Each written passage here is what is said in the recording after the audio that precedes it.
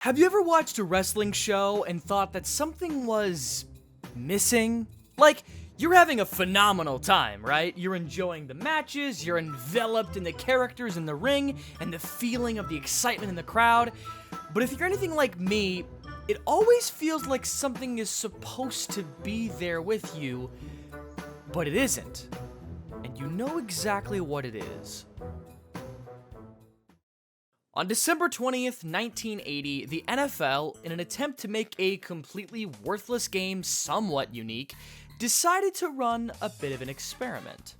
And that was to have the entire game broadcasted with no commentary. It was run in an attempt to increase ratings for a game that otherwise was completely pointless, as both teams were already out of championship contention at that point. And funnily enough, the experiment actually worked. The ratings were actually higher than expected. But I think it was just mainly because of morbid curiosity. It wasn't because of a lack of commentators made the viewing experience better. Quite the opposite. Because everyone watching could tell something was missing. And ESPN commentator Dick Enberg stated quite eloquently that what was missing was them. Quote, "While we are not the most important ingredients in the pie, we certainly are a slice of that pie that gives the whole experience full flavor." Recently, I've been jumping on the mic and doing commentary for local conventions, and in doing so, I've grown more appreciation for the job and what it provides to an event or a show. And for me, the best example of a show being elevated by commentary is, of course, professional wrestling. Being that it's a story and world told under the guise of a professional sport with regulations and championships, the commentators have a very surreal place in the world that they are trying to convey to the audience. Now, that's not just a pro wrestling thing. Every commentator's job is to tell the story underlying each game or match or whatever. But because professional wrestling is a completely fictional world, the commentators have to be able to allow the audience to suspend their disbelief. Or in wrestling terms, the commentators are the spearheads of keeping kayfabe alive. Now, after watching wrestling for so many years and getting way too involved in commentary than a regular viewer should be, I've come up with a list of 3 things to make wrestling commentary incredible and can elevate the show from something good to great to incredible. And let's start with the fact that because wrestling is such a weird genre of sport, you have to have some form of knowledge of the medium and can showcase that knowledge whenever applicable. The biggest example of this point is, of course, the legend himself, Jim Ross. Good old JR has been in pretty much every position a wrestling company you can think of.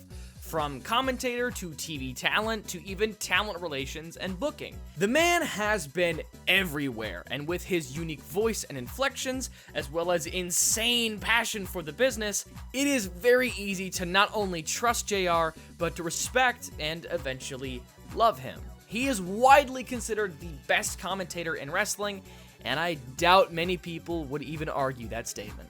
But JR wasn't exactly commentating the entire Attitude Era and beyond completely alone. Far from it. There would not be a time where JR was on the commentary table without several partners. But probably the best one is the king of wrestling himself, Jerry Lawler. A man with his own extensive knowledge and appreciation, but the main thing I want to talk about now is the chemistry these two had at the commentary table. The second big hallmark of good wrestling commentary is the dynamic of the commentary team must complement the show and doesn't detract from the main show. An example of this going wrong, let's turn over to AEW. Now, I'm not saying AEW's commentators are bad, far from it. There are some great commentators on the show, including the aforementioned JR, who jumps back on the mic every now and then. But the main issue that I have is just the amount of people on the mic at a given time can really be a problem. The usual amount of people on commentary is 2.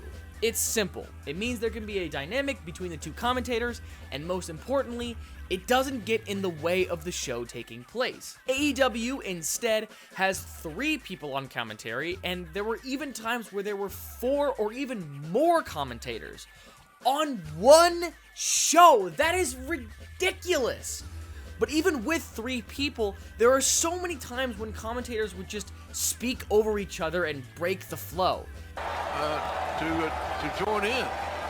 Miss Calvert, you okay? You look good, man. And even when that doesn't happen, there would be so many times when commentators would just ping-pong off each other in a set pattern.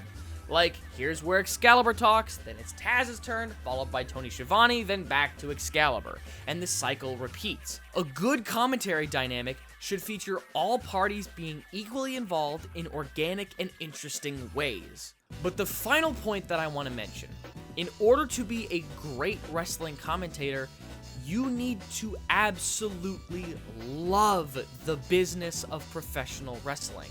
And the best example to show this point is by talking about the current voice of WWE. Let's talk about Michael Cole. I think over the 2 decades, Michael Cole was commentating for the WWE, and the entire time he was constantly under the thumb of the old man. Yep, we're talking about Vince again. During that time, to put it bluntly, Cole has been constantly lambasted for his subpar commentary and cringe one-liners, constantly trying to do what JR was doing before him to no effect. However, we soon found out that all of those attempts to sound cool was all corporate fabrications from Vince. And once the Wicked Witch was finally dead, Cole finally got to have the reins taken off of him and was allowed to fucking do his job. And my god, does he. There are still many people who don't like his style of commentary, but I'm sorry, every major moment that he has the chance to commentate only elevates the gravitas and impact of every moment thanks to him. And the reason why he's able to turn an amazing moment into a legendary one is because, well, he's one of us. His deep love and passion for the business is shown every single night, not to mention the numerous commentary partners he's had, constantly showing off the different sides of his work, either with Corey Graves and their constant back and forth dynamic, leading to great insight into the sport of pro wrestling, to Pat McAfee, who I might not be the biggest fan of, but he can still bring a layer of liveliness to the show and can allow Cole to just have fun. And that's the biggest wrestling takeaway that I get from seeing the commentators of WWE lately. They finally get to have fun commentating. Every show, thanks to these commentators, feels more and more like watching the show with good friends, with inside jokes that you can only get if you watch with them. And those moments of levity only add to an important moment. Dick Enberg took note of the no commentary game, saying that it taught him a great lesson about letting things just happen, not needing to fill the dead air with voices, tell the story, entertain the audience, and once something magical happens, inevitably, let it be, and to just be a fan of the moment.